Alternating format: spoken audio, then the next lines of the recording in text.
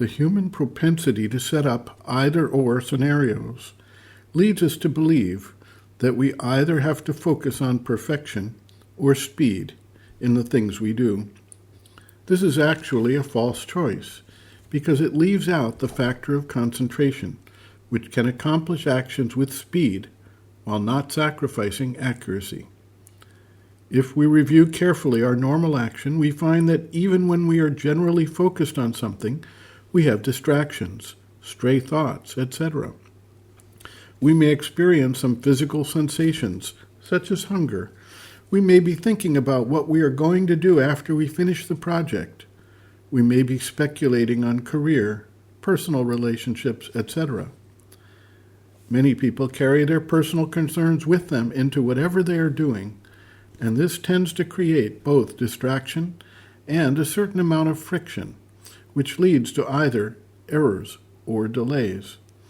Or we act under time pressure and push things along without concern about possible errors or missteps.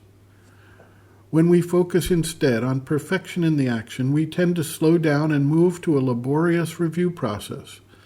This method is actually recommended in certain spiritual paths to train the individual in the ability to observe his own inner process and exercise due care in all he does.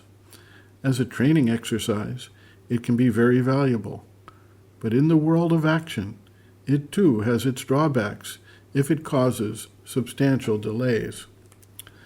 The power of concentration, to the extent we can harness it, allows us to block out these distracting thoughts, feelings, emotions, and speculations, and thus reduces the friction, speeds the result without sacrificing the quality of the work.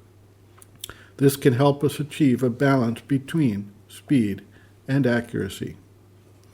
A disciple asks, when one works and wants to do one's best, one needs much time, but generally we don't have much time. We are in a hurry. How to do one's best when one is in a hurry?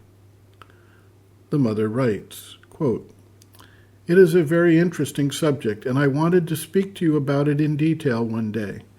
Generally, when men are in a hurry, they do not do completely what they have to do, or they do badly what they do. Well, there is a third way. It is to intensify one's concentration.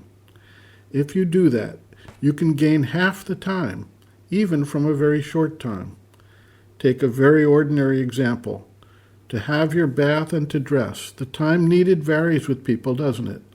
But let us say half an hour is required for doing everything without losing time and without hurrying.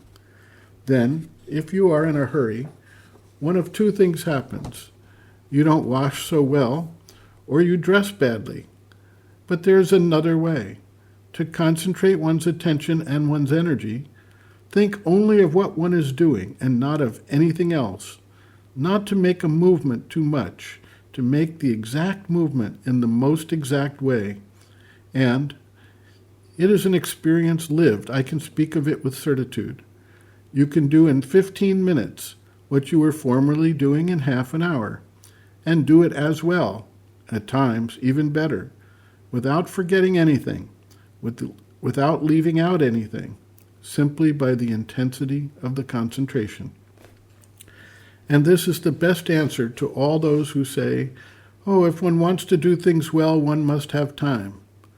This is not true. For all that you do, study, play, work, there is only one solution, to increase one's power of concentration. And when you acquire this concentration, it is no longer tiring. Naturally, in the beginning, it creates a tension. But when you have grown used to it, the tension diminishes, and a moment comes when what fatigues you is to be not thus concentrated, to disperse yourself, allow yourself to be swallowed by all kinds of things, and not to concentrate on what you do. One can succeed in doing things even better and more quickly by the power of concentration. And in this way, you can make use of work as a means of growth." End quote.